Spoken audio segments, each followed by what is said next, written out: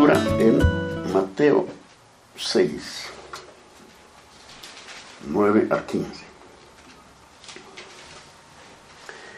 Mateo 6, 9 al 15. Vosotros, pues, oraréis así: Padre nuestro que estás en los cielos, santificado sea tu nombre. Venga tu reino. Hágase tu voluntad como en el cielo, así también en la tierra. El pan nuestro de cada día, dánoslo hoy. Y perdónanos nuestras deudas, como también nosotros perdonamos a nuestros deudores. Y no nos metas en tentación, mas líbranos del mal. Porque tuyo es el reino, y el poder, y la gloria, por todos los siglos. Amén. Porque si perdonáis a los hombres sus ofensas, os perdonará también vuestro Padre celestial. Mas si no perdonáis a los hombres sus ofensas, tampoco vuestro Padre os perdonará vuestras ofensas. Amén. Entonces llegamos a un tema, hermanos, crucial de la vida cristiana: estar con nuestro Padre celestial, ¿no? Pasar tiempo con Él. El tiempo más hermoso es estar con Él. La oración es la actividad humana más elevada, es la más alta.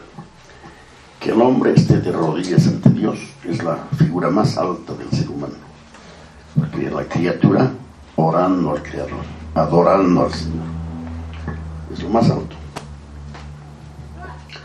Por ejemplo, el tema de la limosna y el ayuno que vimos recién, eso también requiere su disciplina, ¿no? Pero todo eso palidece, por decir de alguna manera, en su significado cuando uno contempla al hombre en oración. Cuando el hombre está orando, está en la cima de la vida espiritual. Cuando estamos en comunión con Dios, con la conciencia de que está delante de nosotros el Señor, el hombre está en la cima. Todo lo que hacemos en la vida cristiana es más fácil que orar. Por ejemplo, ofrendar, dar limosnas, tener comunión entre hermanos. Todo lo que tenemos en la Escritura sobre nuestra vida cristiana, hermanos, es más fácil que orar. Por ejemplo, ser generosos en dar a nuestros hermanos, en brindar ayuda, es más fácil que orar. Muchos, por ejemplo, ayudan al ser humano, a sus congéneres, y muestran una verdadera filantropía sin ser cristianos, ¿no? Después, predicar desde un púlpito es más fácil que orar. ¿Ok? Esas comparaciones, permítanme. Pero la oración es la piedra de toque final de nuestro carácter y verdadera condición espiritual, la cual se ve estando a solas con Dios. Tú, singular, y Dios. Yo y Dios, unidos cuando yo estoy orando a Él. Se puede decir que la característica más destacada de todos los santos que el mundo ha conocido ha sido que no solo han dedicado mucho tiempo a la oración privada, sino que han hallado una gran satisfacción haciéndolo. Lo que puede parecer tedioso, y algún momento al principio puede parecer tedioso, porque estamos en algo está mal, algún enfoque está mal, entonces nos parece aburrido, tedioso. Pero lo normal, en la palabra vamos a ver, es que es placentero. Obviamente, cuando estamos orando, nuestra mente necesita pues una disciplina. Si la mente, hermanos, está divagando, no hay tal placer, no hay nada. Estamos perdiendo tiempo.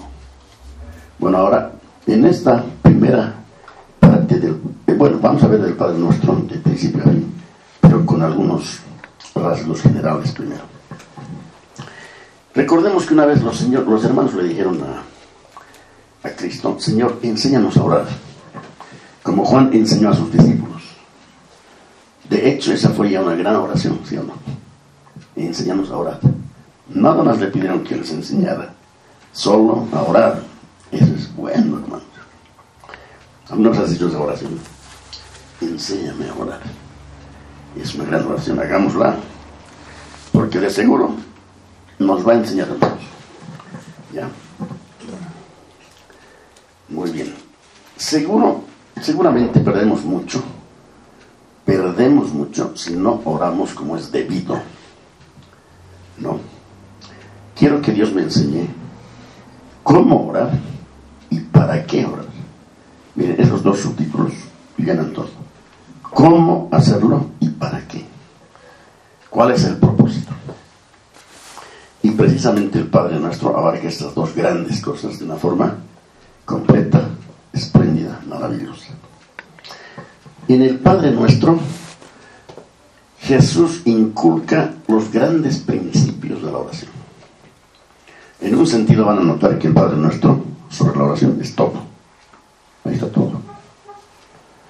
¿Cómo hemos sido engañados tantos años? No sé si aquí todos repitiendo ese Padre Nuestro como loros. No tiene ningún beneficio. No sirve. Ahora, el Padre Nuestro siempre fue un tema de controversia. Cada vez que diga Padre Nuestro, estamos hablando de la oración llamada el Padre Nuestro.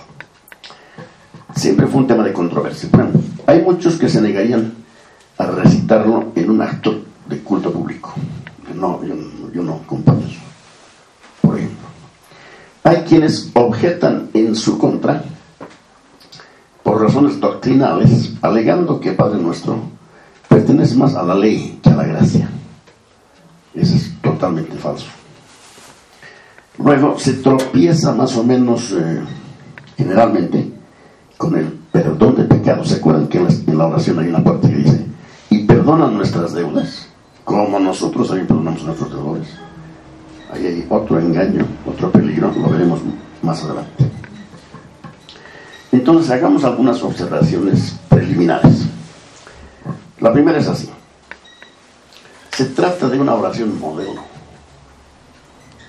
Cristo ha modelado cómo vamos a orar. No ha dicho repitan esto, sino digan esto. La forma en que el Señor la presenta lo indica así: vosotros oraréis así. Entonces, no olvidemos, es un modelo de oración. Es como decir, el Señor, cuando acudan al Padre en oración, háganlo así. Y es lo que ya hemos leído. Y lo sorprendente y extraordinario es que el Padre Nuestro lo abarca todo. Entonces aprendamos sus principios. ¿De acuerdo? Aprendamos los principios. Gracias a Dios, hoy día se ha orado que Dios nos hable, que nos transmita su espíritu. Después tendremos el texto, la escritura sobre todo, para leer. Pero de aquí, hermanos, de esta enseñanza debe salir algo grande. Afirmar que esta oración es una especie de compendio, algo completo, afirmamos que contiene el Padre Nuestro todos los principios de la oración, todos. ¿Quién como el Señor para resumir las cosas brevemente? No, por ejemplo, el Señor ha resumido la ley, ¿se acuerdan? Toda la ley en 2 mandamientos: amar a Dios y amar al prójimo. Esa es toda la ley y los profetas. En el Padre Nuestro están todos los principios de la oración. Podríamos decir también que en el Padre Nuestro tenemos una especie de esqueleto. Por ejemplo, el predicador generalmente prepara su sermón y pone unos, digamos, 3 tópicos. Perfecto. Pero no solamente los menciona, ¿no? 1, 2, 3. Listo, hermanos, nos vemos el próximo domingo. No. Desarrolla cada uno. Lo mismo es con el Padre Nuestro. Esos puntos deben ser enunciados y también elaborados. Toda oración que alguna vez se haya hecho se relaciona con algún principio o algunos principios de el Padre Nuestro. Toda oración que se ha hecho, los principios están en el Padre Nuestro.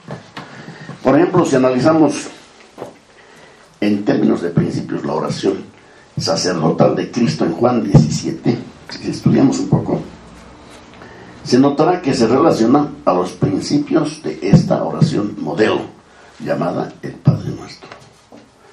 Entonces hay que enfocar, hermanos, en esta dirección. Si hacemos bien esta aproximación a Dios con el Padre Nuestro y después nuestra práctica de oración, estaremos de acuerdo, por ejemplo, con Agustín de Hipona y Martín Lutero y muchos otros santos que han dicho que nada hay más maravilloso en toda la Biblia que el Padre Nuestro.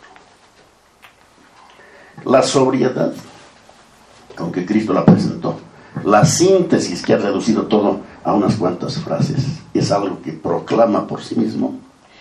Y hermanos, ¿de qué ha salido esto? De los labios del mismísimo Hijo de Dios. O sea, que hay algo grande ahí, ¿no? Hay algo grande. Otra observación es que esta oración fue presentada no solo a los discípulos de Cristo, sino a todos los cristianos de todos los tiempos.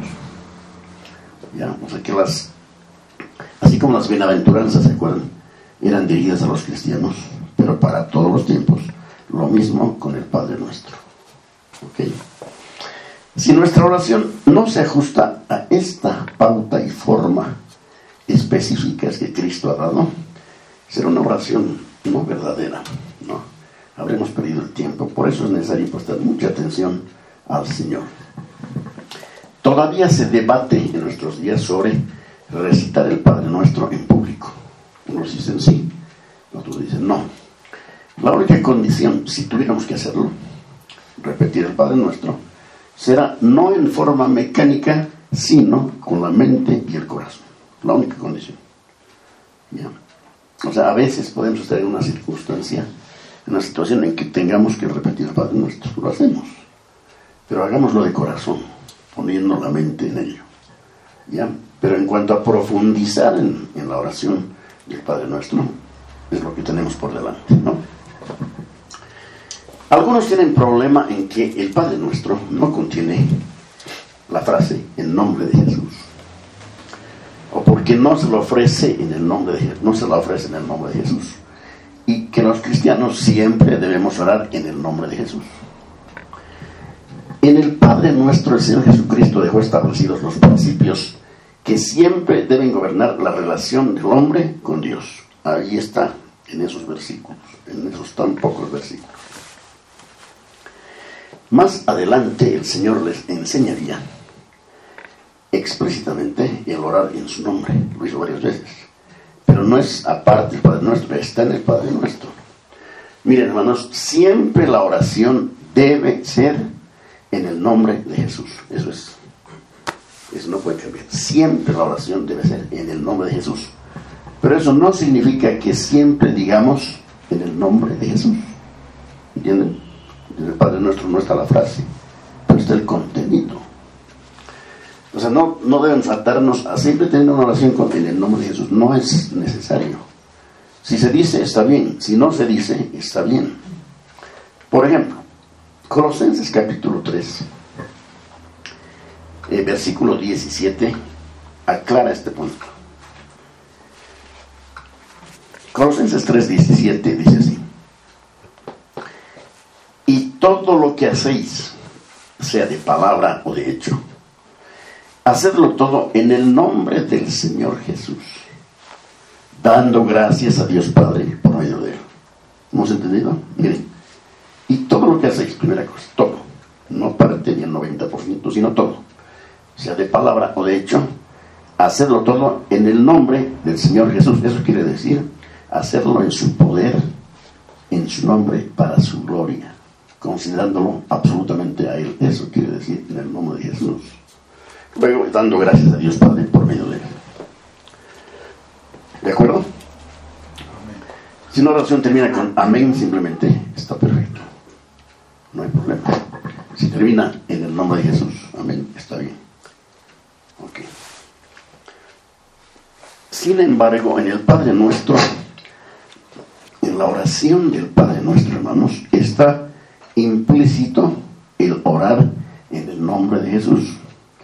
Porque que nadie puede verdaderamente decir, Padre nuestro que estás en los cielos, a no ser que conozca al Señor Jesucristo, porque Dios lo ha puesto en él. ¿Entienden? Ningún ser humano no regenerado puede invocar Padre nuestro que estás en los cielos, aunque lo puede repetir. Lo hacíamos antes, pero repetir no es lo mismo que invocar, no. Más adelante veremos la dificultad respecto a la petición del perdón de nuestros pecados, porque ¿qué dice la frase? Dice así: y perdónanos nuestras deudas como nosotros también perdonamos a los que nos deben. Entonces yo creí y enseñé erradamente así, que sí, que si nosotros no perdonamos, Él no nos perdona, pero en el sentido de que estamos marcados de ese momento en adelante para nunca más contar con el perdón de Dios. No es así, pero cuando lleguemos allí vamos a profundizar. Muy bien. Resumiendo estas breves observaciones, decimos que nada hay más sublime y más elevado que la maravillosa oración que el Señor Jesucristo enseñó a su pueblo, el Padre nuestro. Otra, recordemos que no la enseñó para la repetición mecánica, sino para concientizarnos que hay ciertas cosas que siempre debemos recordar al orar. ¿Miren esto? Siempre debemos recordar al orar ciertas cosas, siempre. Otra, no orar a la ligera, ni comenzar a hablar de entrada sin pensar en lo que estamos haciendo. No empieza con empezar a bombardear al cielo. Lo que deben guiar nuestra vida de oración no son los impulsos y sentimientos, sino los principios que están en el Padre nuestro. ¿No es cierto que hay a veces la tendencia de empezar a orar y lanzar ya la cosa? No, al menos si estamos en grupo, vamos a tomar un momentito de recogimiento y después sale una oración de alguien y los demás estamos con él. Entonces, estas son las pautas para que yo deba proceder. Nunca pensemos, hermanos, que lo que nos distingue como cristianos es denigrar el Padre nuestro, porque se ha hecho eso. Se ha hecho en respuesta, no, a las costumbres romanas, pero no podemos denigrar el Padre nuestro. Cuidado con eso.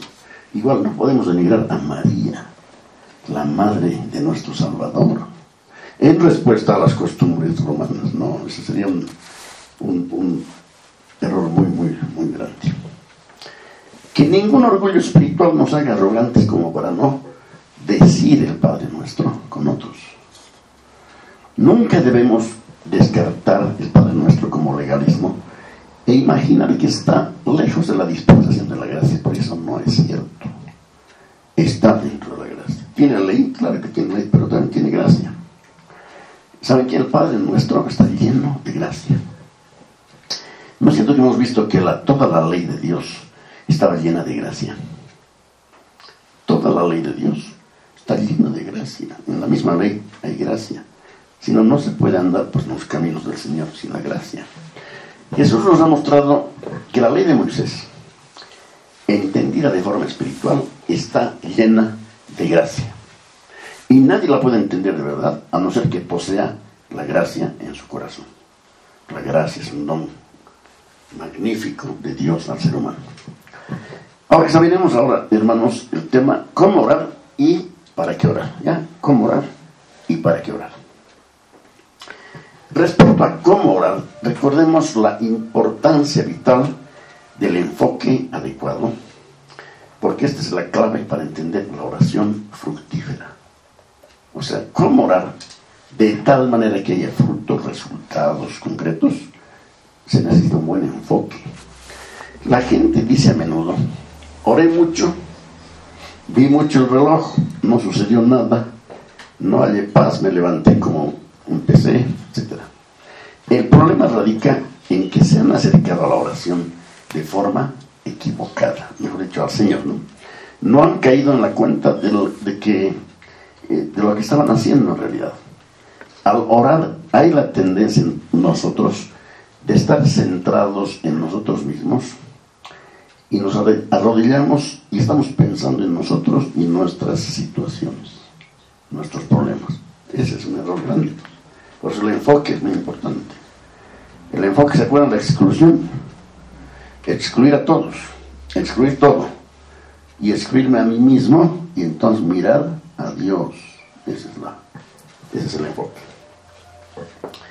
Entonces, comenzamos cuando tenemos problemas generalmente a hablar de ellos al Señor, pero no sucede nada, porque Dios no quiere que hagamos eso. Imagínense, digamos, me levanto tal hora en la mañana y tengo un asunto pendiente hoy día y digo, Señor, hoy día a las 11 tengo este asunto y ya está mal. Ahorita vamos a ver por qué. Según la enseñanza de nuestro Señor Jesucristo, hermanos, esa no es la forma de acercarse a Dios. Antes de hablar en oración, debemos hacer una pausa y proceder a lo que ya mencionamos hace 2 o 3 fechas de predicación, el recogimiento. ¿Se acuerdan? Recogimiento. O sea, es un tiempo breve, ¿no, hermanos?, en que nos limpiamos de todo obstáculo, aún en la mente nuestra, donde suceden los problemas. Ya cuando estamos listos, porque hemos hecho un recogimiento, entonces estamos listos ya para hacer la invocación. ¿Ya? Por ejemplo, dice, ese fue el problema de Job. Job, el patriarca, en medio de tantas desgracias, habló mucho. ¿Han leído Job? El libro de Job. Hay que leerlo, hermanos. Es muy importante. El hombre habló mucho. Sentía como que Dios no lo había tratado bien, ¿no? Y él expresó libremente su sentir. Pero cuando al final, más o menos del libro, Dios comienza a tratar con él de forma íntima, cuando comenzó a revelarse y a manifestársele, ¿qué hizo Job? ¿Se acuerdan?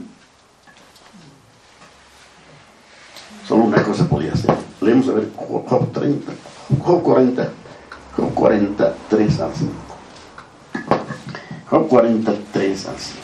Entonces respondió Job a Jehová y dijo, he aquí que yo soy vil, ¿qué te responderé? Mi mano pongo sobre mi boca. Una vez hablé, mas no responderé. Aún 2 veces, mas no volveré a hablar. Claro, eso no es definitivo, ¿no? Habló, pero ya no seré tan torpe, porque de toda su emoción, claro que estaba pasando una prueba difícil, pero eso no es, hermanos, un permiso para empezar a bombardear a Dios con palabras o situaciones, no. Ahora, por extraño que parezca, se debe comenzar a orar no diciendo nada. Ese es el asunto, no diciendo nada. Uno se recoge para pensar en lo que va a hacer. El hermano Lloyd Jones dice, sé lo difícil que es esto. Se requiere práctica. El hermano Lloyd Jones era conocido por un hombre de oración, pero extraordinario, ¿no? Como hay conocen varios. No, su esposa daba testimonio y el hombre ahora serio se pone con Dios, se recoge, se retira a orar. Hermanos, eso es lo normal en un cristiano. Hay que retirarse a orar a solas. Nosotros no somos más que humanos, vivimos bajo presiones, bajo situaciones, ¿no? Tenemos ansiedades, problemas, heridas emocionales, deudas, lo que fuere. Estamos tan llenos de todo esto que, como niños, comenzamos a hablar de inmediato. Señor, esto, una lista. No es así. Vamos a ver cómo el Padre Nuestro nos lo alumbra. Si uno quiere establecer contacto con Dios y sentir sus brazos alrededor, hay que ponerse la mano sobre la boca por unos instantes. Porque el impulso está ahí, ¿no? No se ha hecho el ejercicio, ya salen cosas y uno tiene que decir, no, lo siento, Señor. Está bien. Detenerse por un momento para recordar lo que uno va a hacer es importante. Se puede hacer con una sola frase. Miren, eso ya se puede hacer con una frase sencillita. Sabemos que la esencia de la verdadera oración se encuentra en las 2 palabras del versículo 9. ¿Cuáles son? Padre Nuestro. Hermanos, esto sacude el universo. total. Padre nuestro. Y si no está a solas con Dios, Padre mío. Padre mío. ¿Has probado de hacer eso? Hermanos, es muy, muy lindo. Muy, muy hermoso. Si alguien puede hacer eso y decirlo de corazón, hermanos, cualquiera que sea la condición en que se encuentre, Padre mío, en un sentido, su oración que aún no ha dicho ya está contestada, ¿no? Porque es la invocación. Primero es la invocación. Entonces, esto es tristemente lo que falta, y es de conciencia de nuestra relación con Dios. En esto yo he luchado, hermanos, harto. ¿Saben cómo es? Estoy delante de Dios, yo sé, pero de pronto me encuentro pensando que estoy pensando en otras cosas. Entonces digo, Señor, lo siento, está mal. Y entonces otra vez a lo mismo, otra vez, hasta que llega un momento en que hay una conciencia de que Él está ahí, tus ojos te están viendo, y tú estás elevando tu invocación y haciendo la oración. Debemos llegar a eso. Es un trabajo arduo, pero es necesario y es personal. Ok, entonces, hay quienes creen, a ver qué les parece esto, que es bueno orar porque siempre nos hace bien. Aducen varias razones psicológicas y que es bueno siempre hablar con alguien que está más allá. ¿Cómo les suena eso? Hare Krishna, ¿no? Hermanos, esto no es lo que la oración, lo que el Señor enseña sobre la oración en su palabra, para nada.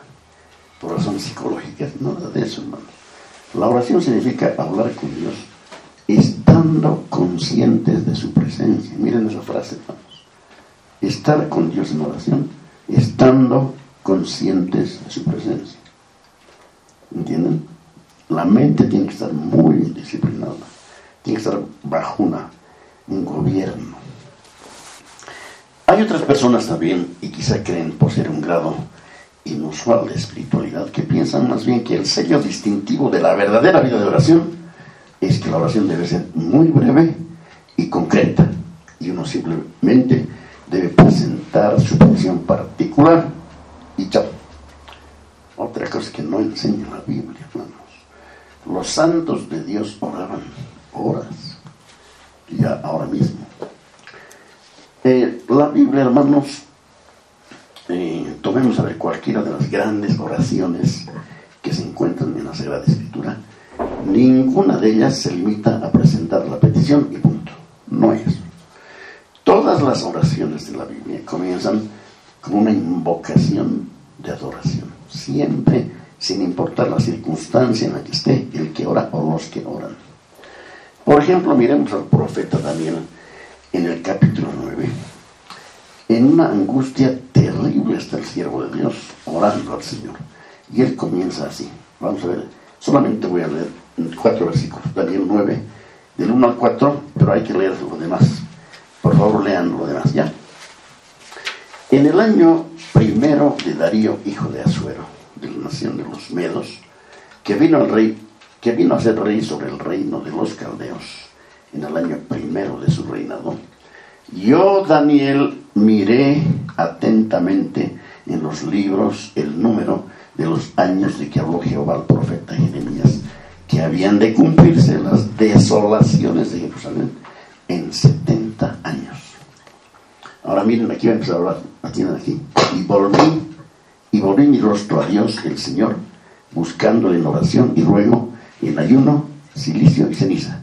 Y oré a Jehová mi Dios, e hice confesión diciendo: ahora, Señor, Dios grande, digno de ser temido, que guardas el pacto y la misericordia con los que te aman y guardan tus mandamientos. 3 puntos suspensivos. Hay que leer lo demás. Pero miren cómo empieza. Empieza invocando a Dios y algunos de sus atributos. Si es el modelo ese modelo tenemos que seguir. El ejemplo de Jeremías también es muy lindo. Jeremías estaba perplejo y hace lo mismo. Dice: no lograba entender la orden de Dios de comprar un terreno que iba a ser entregado en manos de los caldeos. Jeremías, el profeta alumbrado por Dios, no entendía lo que Dios le dijo que haga, pero adora a Dios de principio así. Jeremías 32. Solamente, hermanos, voy a leer 16 al 18, pero les digo que este capítulo tiene un final hermosísimo. No se lo pierdan. Jeremías 32. Ahora, 16 al 18.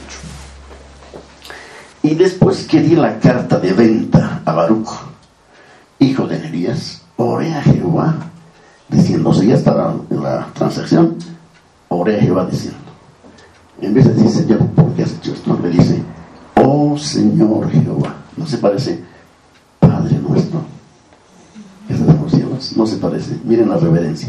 Oh Señor Jehová, he aquí que tú hiciste el cielo y la tierra con tu gran poder y con tu brazo extendido. Ni hay nada que sea difícil para ti, que haces misericordia a millares y castigas la maldad de los padres en sus hijos después de ellos.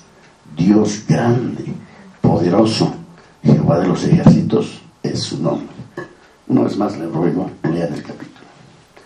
Van a sacar algo hermoso. Filipenses 4:6 también conlleva los principios del Padre Nuestro, porque dice, Filipenses 4:6.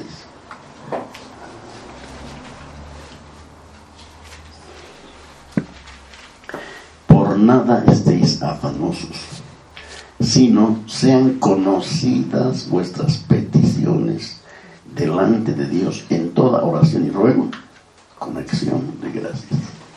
¿Amén? Clarito, hermanos. O sea, no va la petición en seco y punto. No hay eso.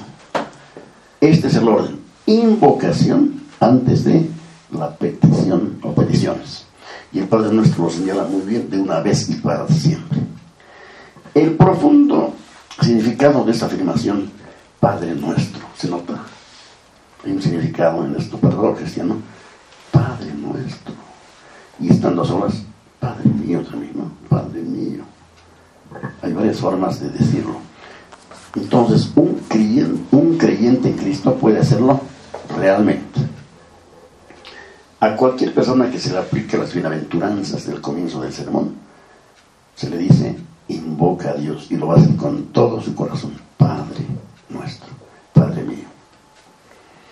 Muchos pronuncian el vocablo, Padre Nuestro, pero pronunciación no es lo mismo que invocación. Okay. Esta doctrina no es muy popular, hermanos, pero es bíblica. El mundo cree en la paternidad universal, ¿sí o no? Pregunta a cualquier amigo no creyente.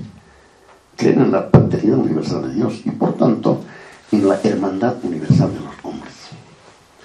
Pero esto no es bíblico, lo sabemos bien. Jesús dijo a ciertos judíos religiosos que eran de su padre el diablo. Imagínense. Y no hijos de Abraham, ni menos de Dios. Solo a los que le recibieron, esto es, a los que creen en su nombre, les dio la potestad de ser hechos hijos de Dios. Aleluya. Dios es creador de todos, mas no es padre de todos. Sabemos, ¿no? Esto a causa de la elección, la regeneración, el nuevo corazón que nos han dado.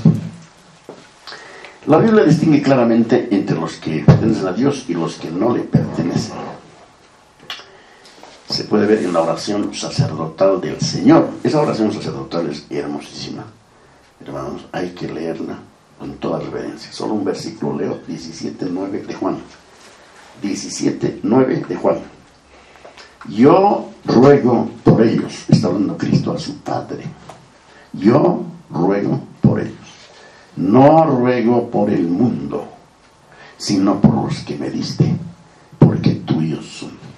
Qué tremendo es, hermano, ¿no? Es una distinción absoluta. Solo aquellos que están en el Señor Jesucristo son verdaderamente los hijos de Dios.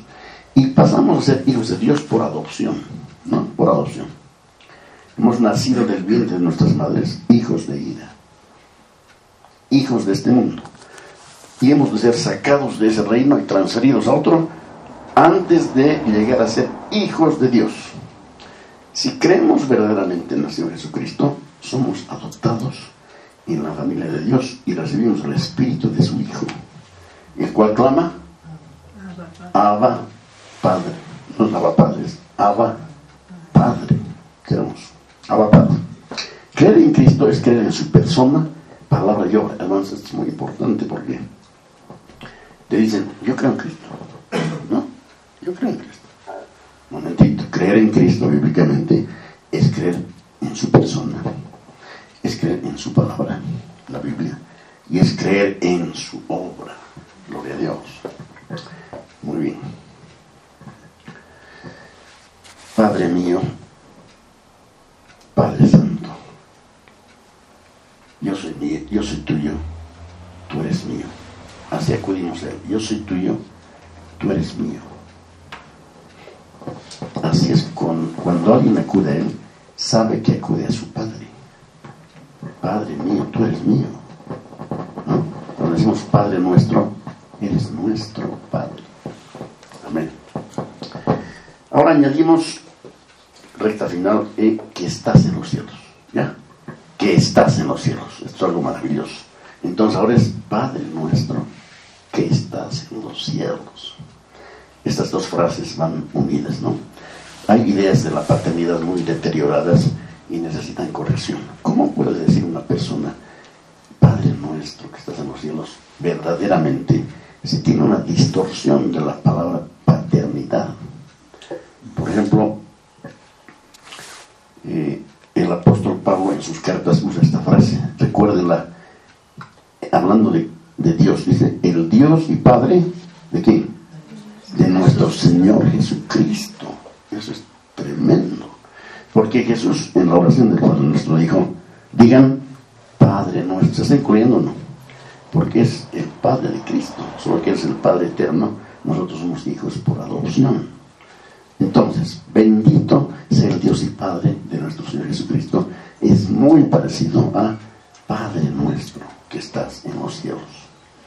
Tiene mucho significado esto, ¿no? Debido a nuestro pobre concepto de la paternidad, uno dice, Padre nuestro que estás en los cielos, y este dolor que tiene en su corazón no le permite vivir esa tremenda realidad, ¿no? Por ejemplo, pensemos en el niño que es hijo de un borracho que golpea cruelmente a su esposa. El niño lo ve todo el tiempo. Ve a su padre que se gasta el dinero en bebida y mientras en la casa están pasando hambre. Esta es su idea de paternidad. Si alguien le dijera que Dios es su padre así y nada más, no le añaden nada, le sería muy desagradable. Pensaría, Dios el Todopoderoso es mi padre, y pensaría en su padre. Ese niño tiene una idea equivocada de la paternidad. Su noción de padre es la de un hombre desalmado, un cruel abusivo.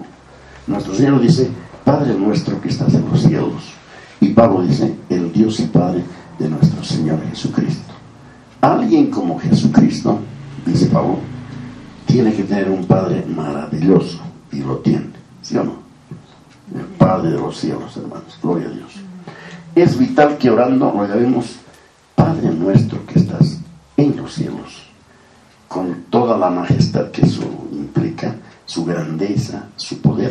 Él es nuestro Padre. Hermanos, ¿lo recibes como tu Padre? Con confianza y con temor, Él es nuestro Padre. Cuando llenos de debilidad y de humildad caemos de rodillas delante de Dios, en medio de tormentas mentales y afectivas, recordemos que Él lo sabe todo sobre nosotros. Qué consejo más bello, escuchen. Cuando nos vamos a acercar a Dios en oración y estamos pasando por una marejada de problemas, situaciones, incertidumbres, que bueno recordar, Él sabe todo lo que estamos pasando, lo sabe bien. Eso ya nos trae un gran alivio, porque Él lo sabe y se interesa en nosotros. ¿Entiendes? Porque si no consideramos eso, hacemos como informarle de cosas. Dios no necesita información. Él quiere que le invoquemos y que presentemos nuestras necesidades. Recordemos también que cuando vamos a Dios deseando algo para nosotros mismos o confesando algún pecado, Dios ha visto ese pecado. Dios te ha visto, lo sabe todo. Y entonces hay que acercarse, y hay que confesar, y hay que arrepentirse. David, por ejemplo, dijo en medio de la angustia de su corazón: he aquí, tú amas la verdad en lo íntimo, y en lo secreto me has hecho comprender sabiduría. En este momento sabemos cómo estaba David: deshecho. Estaba bajo el peso de la mano de Dios, consciente de la terrible maldad que había hecho, robándole la esposa a un hermano suyo. ¿Qué les parece? Pero lo que dice es tremendo. He aquí, tú amas la verdad en lo íntimo. Los hermanos, miren, si queremos las bendiciones del Señor, seamos completamente honestos, porque no podemos fingir ante Dios. Pero podemos hacerlo engañándonos que le estamos engañando, pero no. Hermanos, Él conoce perfectamente todo lo que hemos pasado y lo que hemos hecho. Y también ese Padre al que nos acercamos tiene todo el poder de perdonar, disciplinar, bendecir, olvidar los pecados nuestros, ¿sí o no? En realidad, como escribió el sabio Salomón, es imprescindible que cuando oremos a Dios no olvidemos algo. Esto vamos a leer Eclesiastés 5:2. Eclesiastés 5:2. No te des prisa con tu boca, ni tu corazón se apresure a proferir palabra delante de Dios. Una vez más, no te des prisa con tu boca, ni tu corazón se apresura a proferir palabra delante de Dios, porque Dios está en el cielo y tú sobre la tierra. Por tanto, sean pocas tus palabras. Eso de bombardear al cielo, hermanos, no es correcto. Recordemos siempre su santidad y su justicia absolutas. Hebreos 12, 28 y 29 dice así. Hebreos 12, 28 y 29. Así que, recibiendo a nosotros un reino inconmovible, tengamos gratitud y mediante ella sirvamos a Dios agradándole con temor y reverencia, porque nuestro Dios es fuego consumidor. Para orar, dice Cristo, hay que tomar estas dos verdades juntas. Nos acercamos al Dios Todopoderoso, eterno y santo, pero también a ese Dios que en Cristo es nuestro Padre. Nos acercamos con confianza y con temor. El temor nunca está ausente, se llama el temor de Dios. Claro, no temor a la gente, ¿no? Pero con el temor de Él siempre está presente. Ese es el principio de la sabiduría. Entonces nos acercamos con temor y confianza. Miren cómo esas dos cosas, es una paradoja, ¿no? Pero las dos cosas están presentes. Porque Dios conoce todas nuestras necesidades. El Señor conoce todos nuestros suspiros y nos ama con amor eterno. Nadie como Dios para desear nuestra felicidad, gozo y prosperidad. Él quiere eso para todos sus hijos. Efesios 3:20 dice, Efesios 3:20, y aquel que es poderoso para hacer todas las cosas mucho más abundantemente de lo que pedimos o entendemos, según el poder que actúa en nosotros. Como Padre nuestro, Él está en los cielos y Él desea mucho más bendecirnos de lo que nosotros deseamos ser bendecidos. Su potencia es ilimitada, por eso es el omnipotente. Nos puede bendecir con todas las bendiciones de los cielos, las cuales ha puesto en Cristo, y a nosotros también nos ha puesto en Cristo. Entonces nuestra vida puede ser y debe ser, hermanos, normalmente enriquecida con la tremenda gracia de Dios. Entonces esta es la forma de orar, ¿ya? Estamos en la presencia de un ser así maravilloso, y es nuestro Padre, y está en los cielos, y en el nombre de nuestro Señor Jesucristo. Entonces decimos con confianza: Dios mío, Padre mío, tú eres mío. Ya le has dicho una vez, tú eres mío, yo soy tuyo. Eso es mucha confianza. Eso ama el Señor, porque ha hecho un sacrificio muy grande para que tengamos ese